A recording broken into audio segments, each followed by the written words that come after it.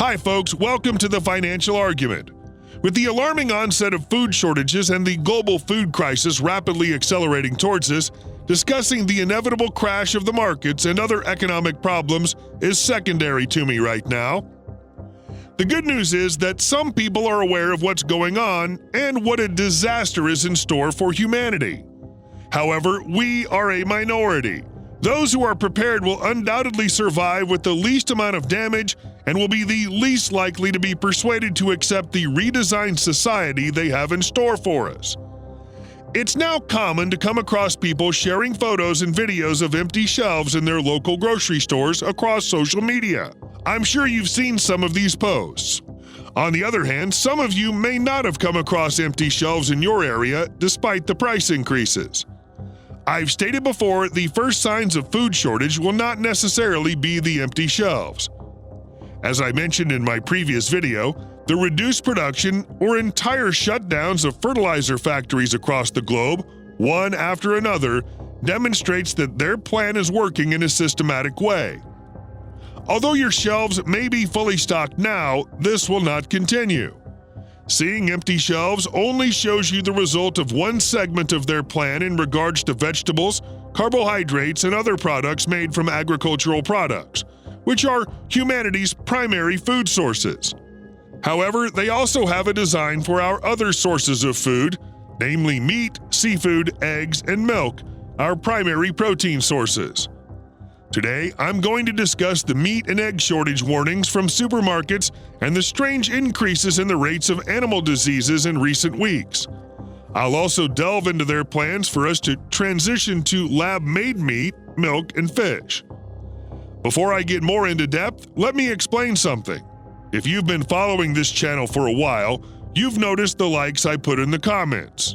I do my best to read all your comments because I care about your opinions and insight. In this context, I've asked you what you would like the topic of each new video to be. What I've seen after your votes is, unsurprisingly, you think the same as me.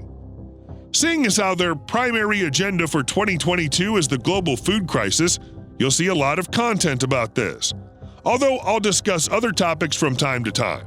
The main agenda of this channel will be to warn people about what's going on in this regard and how to successfully prepare for what's coming. I also want to thank the great people you see on the screen who've supported me on Patreon. Visit my Patreon page to be a part of this growing community of people who are aware of the truth. On Patreon, you can access more videos and other benefits. Your support will also contribute to my upcoming Unfiltered Economic Truth documentary. When supermarket CEOs and supply chain distributors evaluate problems, they generally focus on the loss of labor force, rising shipping costs, and supply chain issues. Yes, they're right. But there are other factors that make the story even uglier, and I'll discuss them. But first, let's look at the warnings from the supermarkets. Billionaire John Catsimatidis, CEO of Gristed's, a supermarket chain based in New York, said the new variant is affecting market prices and will continue over the next few weeks as the supply chain is entirely disrupted.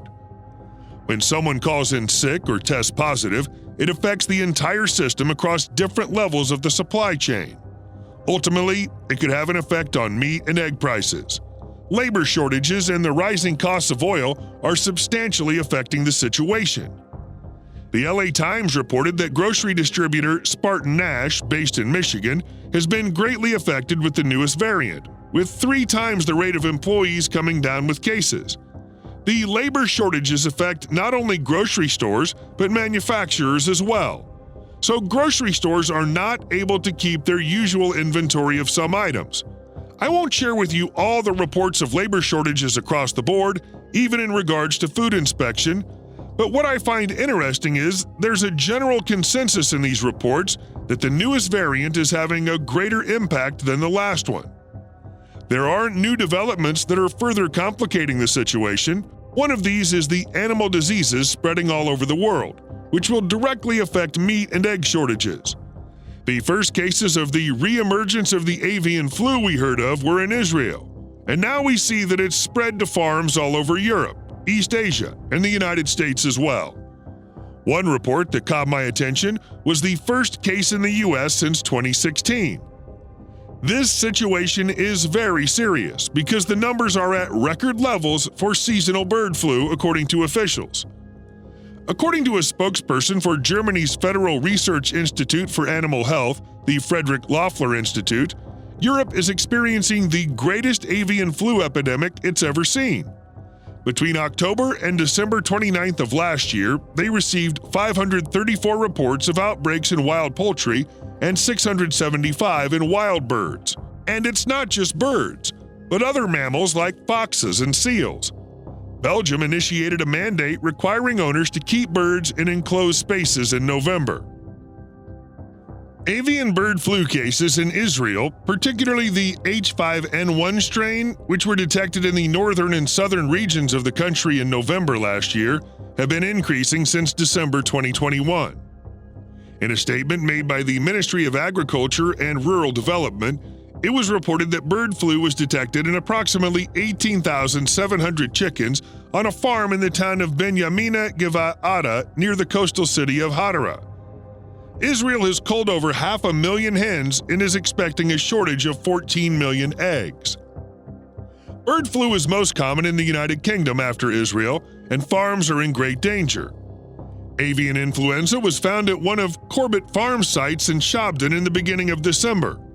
The UK had to cull 500,000 domesticated birds over the last few months. Bird flu has also spread to Ireland, where around 28,000 birds in County Londonderry were culled. According to France's Ministry of Agriculture, 151 farms have been affected as of January 13th of this year. It was recently announced that 39,000 chickens will be culled after the bird flu cases increased in Bulgaria last week. And worse, according to statements made on January 18th by the Department of Agriculture in the U.S., 2 more cases of the same H5N1 strain were found recently. This is somewhat concerning because the avian flu is a Eurasian strain that typically remains confined there. The situation looks pretty grim to me. In addition to the crisis in the supply chain and loss of labor force, this is likely to take a heavy toll on food shortages. If you have your own chickens, please be careful. You'll be needing them. As you can see, something that started in Europe or Asia takes only a matter of weeks to spread to the chickens on your doorstep. And it's not just the bird flu. Rabbit hemorrhagic disease, which kills around 80% of the rabbits infected by it, is spreading to the U.S. as well. Cases have been confirmed in 17 states. A vaccine has been rolled out for this RHDV2 strain, which affects both wild and domesticated rabbits and has an incubation period of 3 to 9 days, with death occurring in 1 to 3 days. I discussed this in previous videos, if any of you remember, but last year many animal diseases which had laid low for dozens of years began to reappear. Experts say we're experiencing record numbers of these outbreaks. Infected migratory birds can naturally spread diseases from around the world. I ask you to consider, how is it that animal diseases are increasing so much with so many people living in isolation? With countries closing their borders, in the midst of a transportation and supply chain crisis? I would like to draw your attention to another piece of news. In the last days of 2021, over 104 pounds of bushmeat, specifically monkey meat, were seized in Minnesota from a traveler coming from Liberia. Bushmeat is unregulated and largely unprocessed meat from wild animals. The reason why I'm telling you this is to illustrate how easy it is to export an animal disease to another country. Within a few months, it could spread to farms everywhere. I'd also like to draw attention to the latest news on Canada and Australia's food shortage. Because of labor shortages and supply chain issues, Canada's food manufacturers are struggling to find raw ingredients and are not able to fulfill demand, but say they're focusing on essential products to consumers, which means other more non-essential products will be more limited. Things seem to be getting worse in Canada. Because Canada is also refusing to allow unvaccinated American truck drivers to enter their borders, it's affected their food supply, namely produce, 90% of which comes from the U.S. in the colder months. Also, many things are exported to Canada, not just food.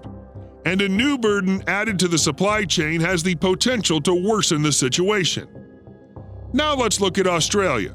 The Australian Chicken Meat Federation expects drumsticks, wings, and breasts to be in very short supply for the rest of this month. I already discussed the chicken wing shortage in the US. Did you notice Wingstop also goes by Thigh Stop now? I'm sure it's no coincidence. The supply chain crisis, the labor shortages, the production cuts or entire closures of factories, and the sudden increase in infectious animal diseases are all the parts of the designed plan I mentioned in my previous videos.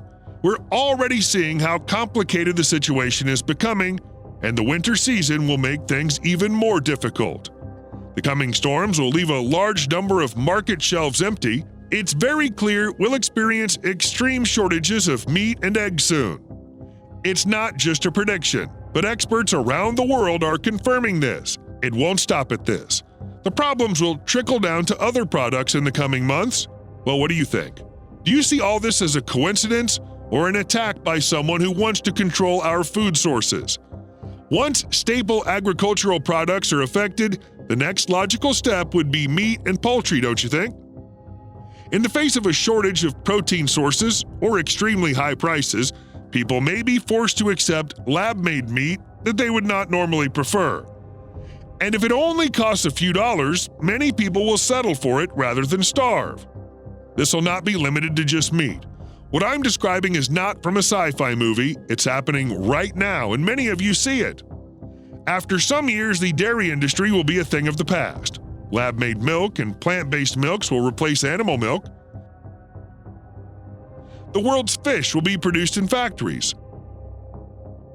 In the last few years, more and more companies have been producing man-made artificial meats instead of real meat.